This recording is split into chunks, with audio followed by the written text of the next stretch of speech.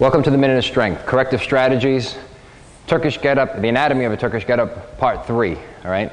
So I've gotten you up to the most difficult part of the Turkish Get-up for most people is bringing that leg under the shoulder, the concept of moving under the weight, all right? It's such an important concept to understand. So let's take it to the last step.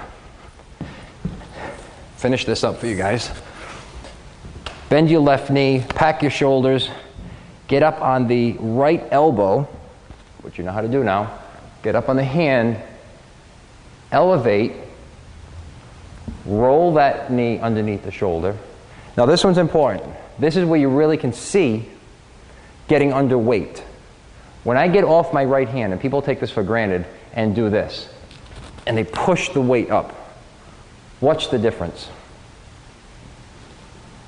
I move under the weight, and I actually use the weight of the bell to make it effortless for me to just move into position. So I'm moving under the weight.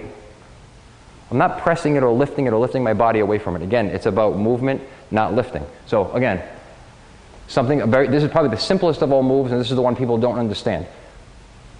Moving under the weight. That keeps my shoulder packed. It's out of my shoulder joint. It's supported by my lower trap. My scapula, it's fantastic. My trap is relaxed, my upper trap. My shoulder's completely relaxed. Now, here's the tough part, getting up in from a lunge position. I plant my back foot. I see a lot of people try to pick up with their front leg only. It's a little bit dangerous, puts a lot of pressure on the front of the leg, right into your knee. So I want you to push off the back foot and stand up. That's what it should look like. Come back down in the reverse, back down, back on the hand. Most people, most clients have a very difficult time, especially guys, keeping their arm overhead, pushing out of a lunge position. So what I allow them to do, again, one of the things that you've heard me say many times is, don't skip something just because it's difficult or someone can't do it. Find another way to do it. Keep the integrity of the exercise, hold that integrity of the exercise, and just find another way to do it. Break it down just a little bit further. It's going to call upon you to do your job and do it well.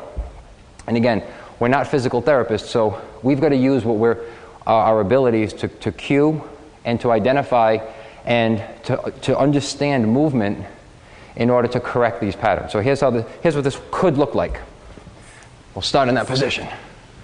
I get off my hand, I move under the weight. Now I know that I'm failing time after time trying to get up and my elbow bends. I can't get up this way. But I can do this. I can come back down on the knee, practice, and come back up. So if the only missing link to the whole exercise is me standing up with my arm over my head, bring the kettlebell to the rack position and practice, all right? That's one strategy, very simple. Just practice that pattern over and over again. Once you've broken that down, then start to have a lighter weight overhead, work with a lighter bell, hold the arm overhead, and just practice standing up.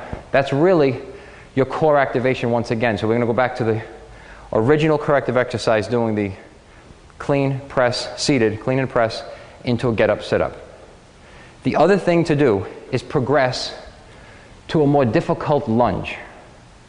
We will show you today to do a lunge with the bandit's loop. You can use any suspension system, any suspension training system. We'll show you on the bandit's loop. I'm going to put my foot in a loop and actually lunge where I require many more stabilizing muscles to create the lunge itself, more core activation, and then I can actually do that with a lightweight overhead. All right? So stick around, you'll see what that's all about. So here we are with the bandit's loop. The reason for this particular exercise, again, is a corrective strategy to get someone out of that Turkish get-up properly, arm locked out overhead, kettlebell in hand, coming out of a lunge. All right? So one of the things to correct that or to strengthen that pattern, sometimes just practicing the pattern itself. But we've found, especially with guys who have tight hip flexors, this is phenomenal. Put one foot in the loop, jump it forward just a bit. Start out with a bar behind your shoulders in a lunge position, okay? Instead of concentrating on bending the front knee, I want to send my left leg back. All right, so I'm going to keep my front leg stabilized. I'm going to send my left leg back, get a big stretch in this hip flexor. And lunge back. I keep my shoulders straight, my back straight. Nice big stretch. Push off that front foot and come back up.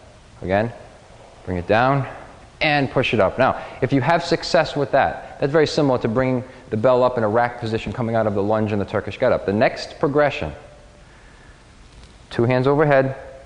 Now, some people may have some balance issues. If they do, support them in some way. Let them hold on to your hand, maybe we'll do this with one arm at a time. Get them to balance first. You've got to teach them this exercise first before that you can correct it with this. Send the leg back, arms overhead. Push off the front foot and pull in on the left leg. Once again, pull back. Now, this looks difficult. It's much easier for people to get their heads around than doing the Turkish Get-up with the arm locked out overhead with the kettlebell in hand. This makes more sense to people, having both arms, they're much more secure with both arms overhead locked out with a light weight. Once you get this, once they nail this, now this only weighs 12 pounds. You could use a broomstick. It doesn't make a difference in the weight. We want a very light weight, but something to put in their hand that they can focus on. Lunge back with one arm overhead with the bar and come back up. Bring it back to the get-up and they'll nail it. Now, these are things to practice. They're exercises in themselves. They progress in some cases what will be perceived to be a more difficult exercise. That's okay. Do your job, teach it well. Go back to the Turkish Get-up. They've gotten a workout, they've learned something, they've moved their bodies in planes that they didn't even know they could achieve. That's the key to corrective strategies. Corrective strategies just means find another way to do it, don't skip it. All right? Give these a shot. You will be amazed at the way your clients and yourself, the way you move more efficiently, and the way this pertains to correcting other things when you get into cleans and presses, snatches, overhead squats with 1 or 2 kettlebells, more advanced versions of the Turkish Get-up itself. It starts with a screening process of a Turkish Get-up, breaking it down, looking at the anatomy. What makes up a Turkish Get-up? How am I moving? What muscle groups am I using? Break those little movements down, understand them as a coach and as a trainer, and you'll bring great success to yourself and your clients. Give these a shot.